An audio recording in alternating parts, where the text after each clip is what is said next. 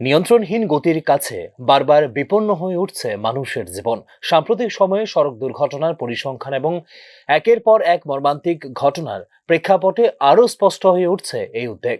রবিবার সিপাহীজলা জেলার নৌকাঘাট সংলগ্ন জাতীয় সড়কে ঘটে যাওয়া এক ভয়াবহ দুর্ঘটনা আবার সামনে নিয়ে এসেছে সেই বাস্তবতাকেই। প্রত্যক্ষদর্শীদের বর্ণনা অনুযায়ী অতিরিক্ত গতিতে ছুটে আসা একটি মারুতি ইকো গাড়ি নিয়ন্ত্রণ হারিয়ে একটি টমটমের সঙ্গে জড়িয়ে পড়ে মুখোমুখি সংঘর্ষের তীব্রতায় একজনের মৃত্যু হয় এবং আহত হন আরো অন্তত 9 জন। আহতদের মধ্যে দুজনের অবস্থা আশঙ্কাজনক বলে জানিয়েছে হাসপাতাল কর্তৃপক্ষ। আমরা বিশালগড় ফায়ার সার্ভিস একটা কল আছে যে সিপাহীজলা নৌকাঘাট একটা অ্যাক্সিডেন্ট হয়েছে। অলরেডি আমি স্টাফ নিয়ে গেলাম, গিয়ে দেখি তা অটো আর ইকো গাড়ির সংঘর্ষের মধ্যে আমি এখানে আমার গাড়িতে 7 জনের মতো আনছি। 7 জনের মধ্যে একজন মারা গেছে। যে মারা গেছে তার নাম হলো সৌরভী সরকার, 70 কিভাবে হয়েছে ঘটনা হয়েছে অটো আর ইকো গাড়ি মুখোমুখি সংঘর্ষ। মানে মোট কতজন আপনারা? আমরা ওখানে প্রাইভেট গাড়ি তো আনছে কতজন, 4-5 জন, আর আমরা 7 জন আনছি। বাকিরা কিরকম ইনজুরি হয়েছে? ভালো ইঞ্জুরি হয়েছে, মাথা ভাঙছে, মাথা ওটাও ভাঙছে, ভালো ইঞ্জুরি। আর একজন তো মারাই গেল।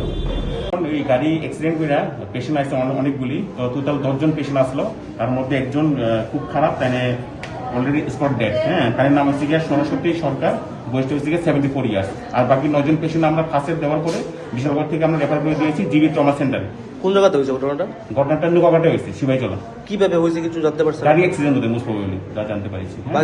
বাকি পেশেন্টদের বাকি পেশেন্টগুলো আমরা মোটামুটি কয়েকজন খারাপ আছে, যেগুলোকে আমরা প্রাথমিক চিকিৎসা দেওয়ার পরে আমরা জিবি ট্রমা সেন্টারে রেফার করে দিয়ে দিয়েছি।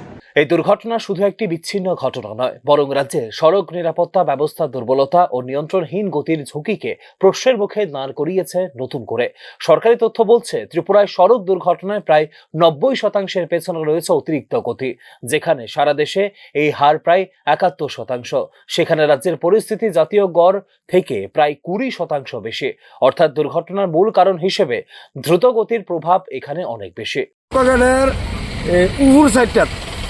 ডাউনলার মাঝামাঝি তো একটা ইকো গাড়িয়ে একটা টমটমের বাড়ি দিয়া আরো একটা বাইক বাড়ি দিচ্ছে, বাড়ি দিয়া আমার ইয়া বাড়ি চলেছে।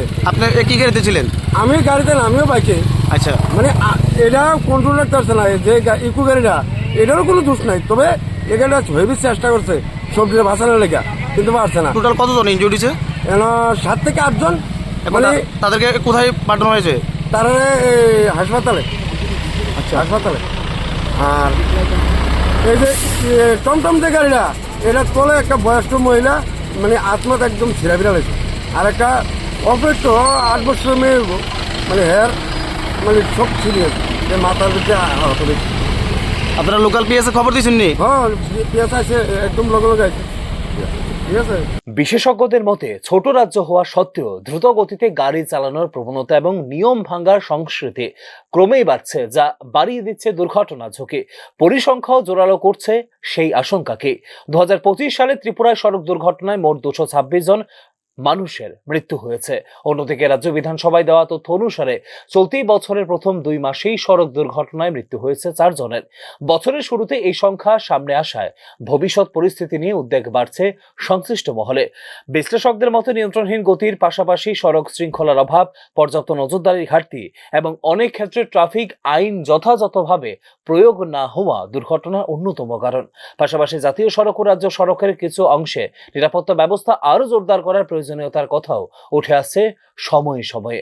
কঠোর ট্রাফিক আইন প্রয়োগ, গতি নিয়ন্ত্রণে প্রযুক্তির ব্যবহার এবং চালকের মধ্যে সচেতনতা বৃদ্ধি না হলে কি এই প্রবণতা থামানো সম্ভব, তা নিয়েই উঠছে প্রশ্ন। Bureau report, news now.